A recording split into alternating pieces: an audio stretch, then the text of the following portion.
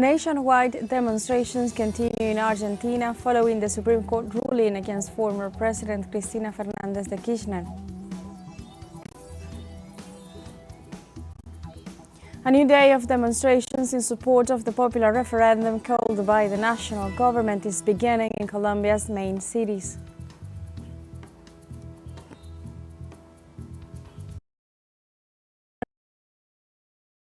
Human rights organizations warned of increasing food crisis among Palestinian people due to Israeli siege.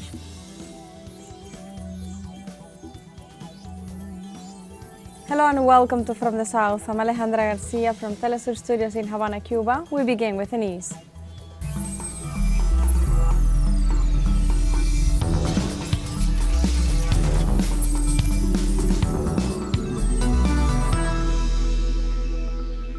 In Argentina, citizens have gathered outside the Buenos Aires house of former President Cristina Fernandez de Kirchner a day after the country's Supreme Court upheld her conviction.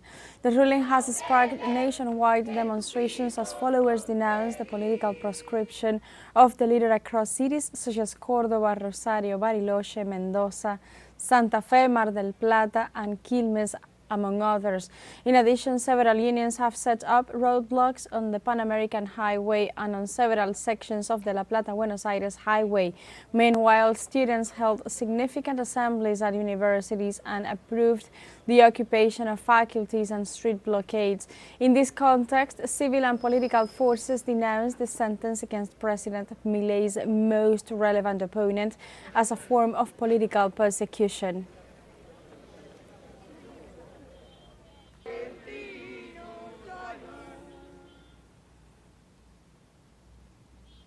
In Argentina, citizens expressed their rejection to the Supreme Court's ruling against former President Cristina Fernandez de Kirchner and reiterated their support and solidarity with the former president.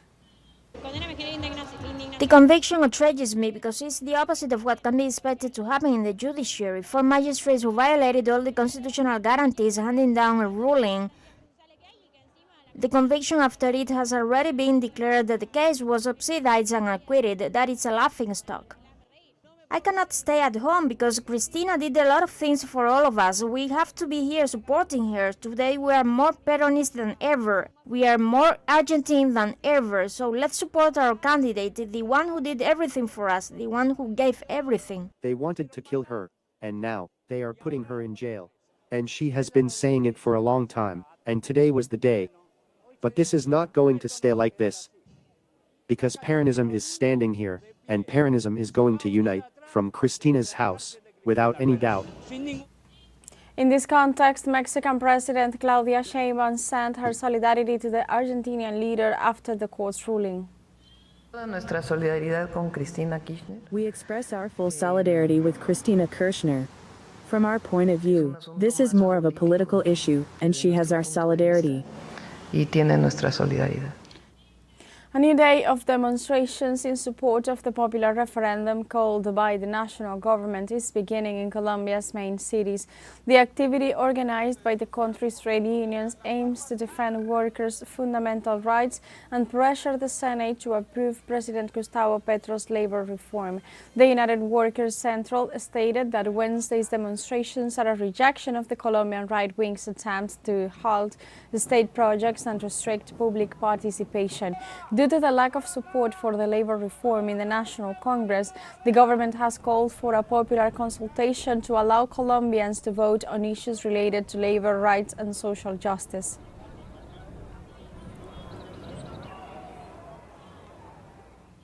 We stay in Colombia as the fourth and last debate of the labor reform will begin Wednesday with the plenary of the Colombian Senate. This way, the Senate expressed the commitment of the caucus to move forward until a verdict is reached on the initiative. The bill seeks to modify the current labor legislation, which was approved by the Chamber of Representatives in October 2024. As the upper house resumes the debate, trade unions and confederations of pensioners called workers to push for their demands to be met in the legislature. They summoned to a national mobilization rallying in main cities such as Cali, Pereira, Medellín, Barranquilla, Bucaramanga, and Bogota capital.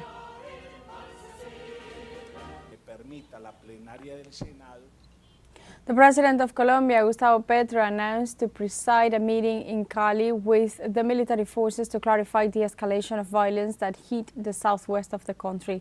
The head of state assured that on the encounter with senior military and police officers, they would study all information on both the regional mafia and the Saturday attack on the senator and presidential pre-candidate for the Union of the Democratic Center, Miguel Uribe. In this regard, the commander of the military forces, Admiral Francisco Cubides, gave instructions to maintain public order, to intensify the operational offensive, and to keep up with the daily work of the police.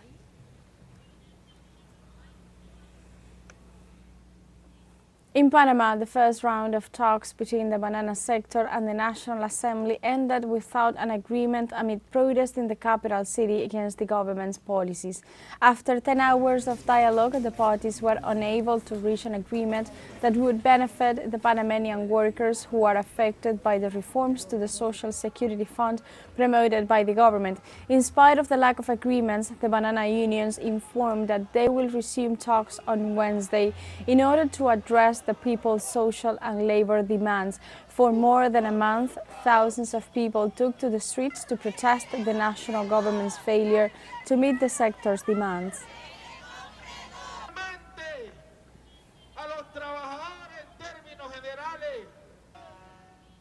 Nicaragua's National Institute of Development Information reported significant progress in the fight against inflation. According to the institution, Nicaragua is positioned as one of the most economically stable countries in Central America.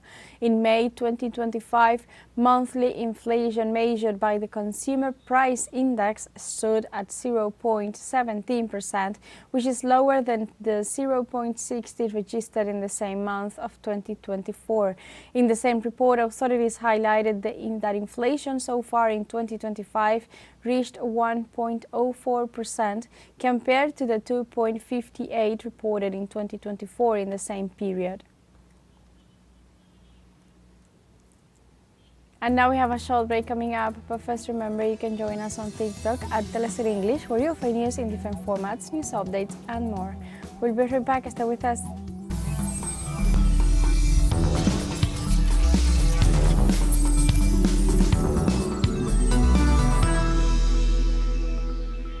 Welcome back to From the South.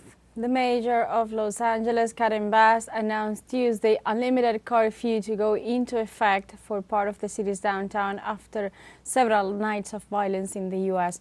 According to the city official, the curfew will be in effect from 8 p.m. Tuesday to 6 a.m. Wednesday and may continue for several days. The curfew does not apply to residents and people who work in the area. The order came after a weekend of protests that turned violent in the downtown LA area on Monday. Largely peaceful protests during the day were followed by a night of looting and vandalism. Bass said a curfew had been considered for several days, but was deemed necessary after 23 businesses were looted or vandalized Monday night.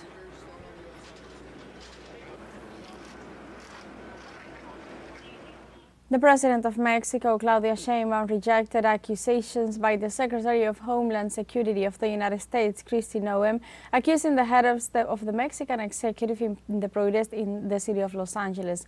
At the morning conference, Sheinbaum explained that the idea that the Mexican government would be encouraging violence at the protest in Los Angeles was initiated by opposition figures wanting to create problems between both countries. Rejecting the statements made yesterday by U.S. Secretary of Homeland Security Cristina Fernandez, who pointed to the Mexican president's responsibility for the protest in California, Sheinbaum pointed out that parts of a statement she made several weeks ago have been used to justify protest against attacks on remittances which are not related to the protest that began last Friday.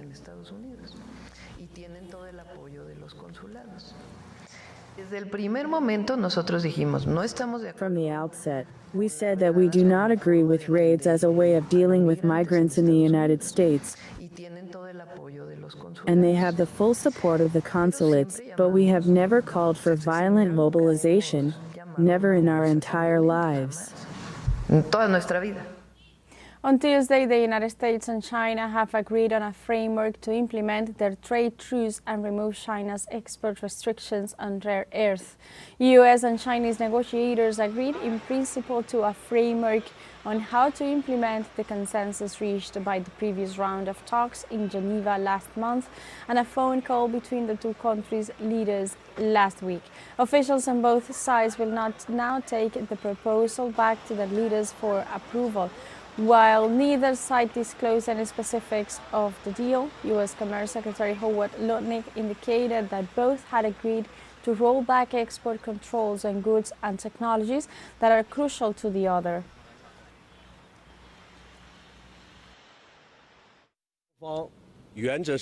Two sides had agreed in principle on a framework for implementing the consensus reached on the phone call on June 5th and at the talks on Geneva. We hope that progress made at the London meeting will be conducive to strengthening trust between China and the United States. Well, we know that they're motivated. Our president is motivated. We're moving as quickly as we can, so we would very much like to find an agreement that makes sense for both countries. The relationship is complex. There are challenges that can't be eliminated in a couple of months, of course, but there are things we potentially could do. So. I just think we feel positive about engaging with the Chinese, understanding the real challenges we've had for many years, and some will endure. Haitian media outlets have criticized the fact that the state is spending millions of dollars on deputy salaries in a parliament that remains paralyzed to this day. According to local media reports, the Antillean country spent around $4.42 million on the salaries of 3,826 legislative body employees, despite the body having ceased its functions a few years ago. The Ministry of Finance, which issues the checks, has specified that 1,469 Senate employees received over $9.6 million US dollars, while 2,357 Chamber of Deputies employees received $12.8 million US dollars. The Haitian media also points out that the Ministry of Finance is aware that these workers are being paid for doing nothing, but claims that it does not have the authority to dismiss them, even though they are not providing any service to the state.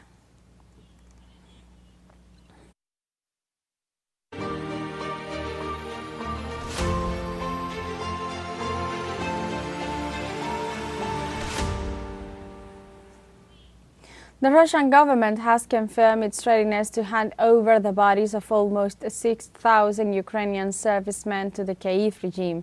The spokeswoman of the Russian Foreign Ministry, Maria Zakharova, pointed out that Moscow will comply with the agreements established in Istanbul and expects Ukraine to take the same approach. Furthermore, Zakharova pointed out that the Russian Federation delivered 1,212 bodies of Ukrainian soldiers to Kyiv on June 7th between the Belarusian and Ukrainian borders. However, the Ukrainian regime refused to receive them.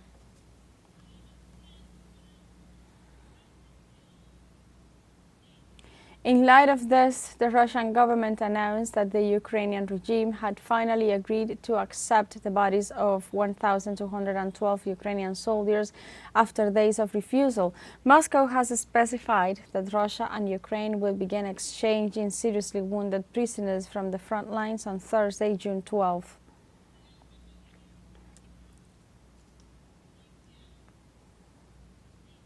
In other news, Pope Leo XIV received United Nations Secretary General Antonio Guterres on Wednesday to discuss world peace and current crises across the world. During the meeting held in the studio of Paul VI Lecture Hall at the Vatican City, the two authorities debated on the Holy See's support for the United Nations commitment to world peace and the difficulties of the organization is facing while dealing with some of the crises currently unfolding in the world. Guterres met successively with the Vatican Secretary of State Cardinal Pietro Parolin and with Archbishop Paul Richard Gallagher, Secretary for Relations with the States and International Organizations.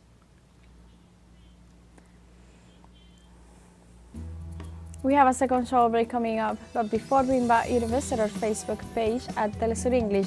There you'll be able to watch our top stories, special live coverage and much more. Follow our page and activate the notification button to stay up to date on the world's most recent events. Fun a show break. Don't go away.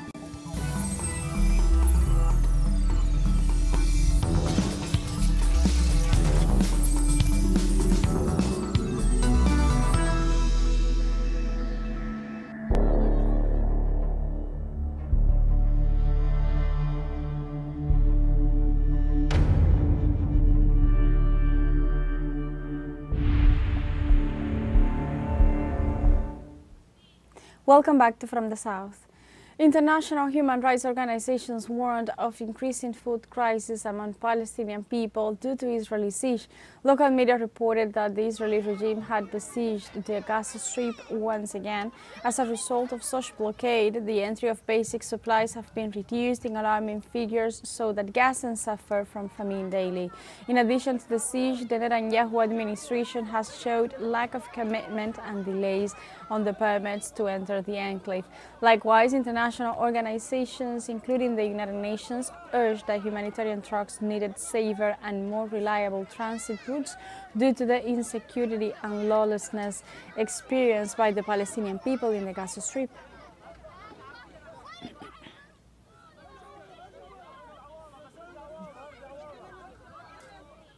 The Palestinian Ministry of Health has announced the collapse of the health system in the northern Gaza Strip, citing restrictions on the entry of medical supplies as the cause. The health organization confirmed that hundreds of patients and injured people are suffering due to a lack of treatment. The hospitals in Gaza that are still operating are at risk of collapse amid the worsening crisis caused by Israeli occupation. Meanwhile, the health ministry of the Palestinian enclave has called on the authorities to intervene and rescue the territory's health system.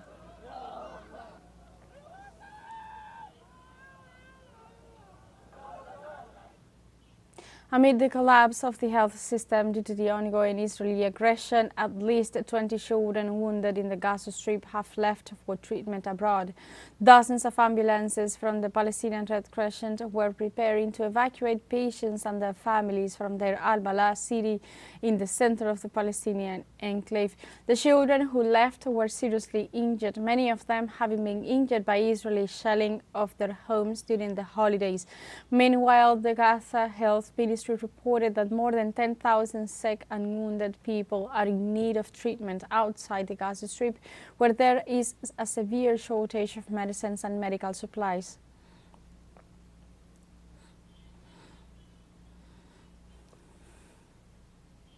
The foreign ministers of Australia, Canada, New Zealand, Norway and the United Kingdom announced sanctions and other measures against Israeli government ministers after they incited violence against Palestinians.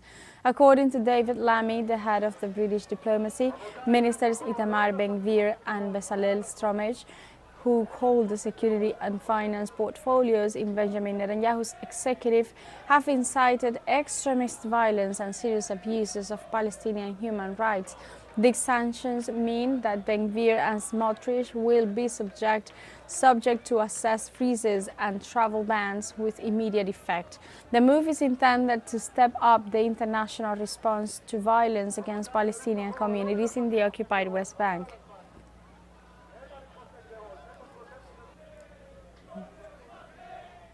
Greta Thunberg, one of the activists who left on the humanitarian ship Madeline for Gaza, returned to Sweden after being deported from Israel. Thunberg arrived in Stockholm on Tuesday night, where she was greeted by at least 30 supporters waving Palestinian flags, as well as a large media presence. The Swedish activist accused the Israeli regime of kidnapping her and the other crew members and of committing genocide against the Palestinian population of Gaza. Thunberg was one of the 4 crew members to accept the conditions of deportation. The remaining 8 were brought before a court to have the custody orders issued against them reviewed.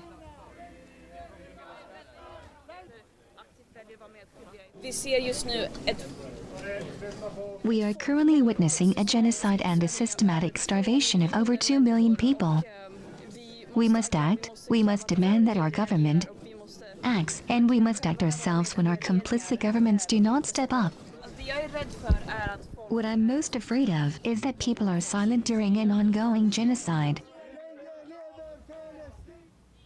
The government of Bolivia and China consolidate their strategic relations through agreements on the occasion of the 40th anniversary of the establishment of bilateral relations. The Bolivian Foreign Ministry informed about the progress in the agreements between both countries after a meeting between the Foreign Minister Celinda Sosa and the Ambassador of China to Bolivia, Wang Liang.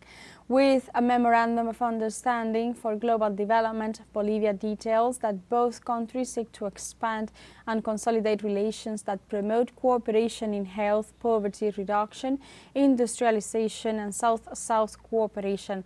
The text details that the financing of strategic, technological, and natural disaster projects by Beijing, with which it is positioned as its main commercial partner.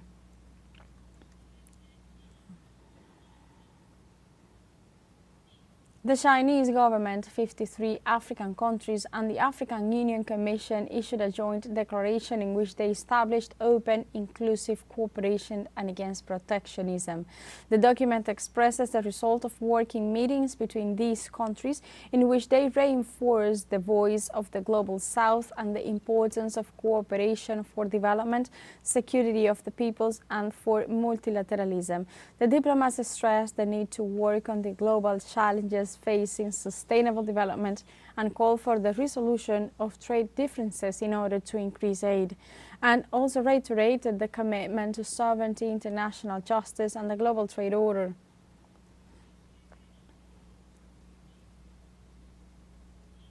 In Kenya, citizens take to the streets of Nairobi to protest over the death of a blogger in police custody.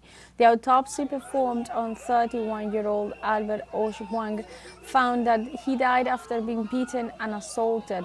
A crowd gathered to demand the resignation of Nairobi Police Deputy Inspector General Eliud Kipchoge Lagat, as forensic doctors said it was unlikely that Ojwang committed suicide while in police custody, contradicting the initial police report.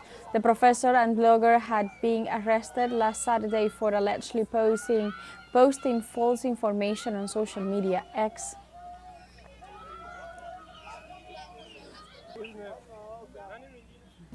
And like this, we have come to the end of this news brief, but you can find these and many other stories on our website at telesurenglish.net and join us on social media. We are on Facebook, X, Instagram, Telegram, and TikTok as well. For TeleSUR English, I'm Alejandra Garcia. Thank you for watching.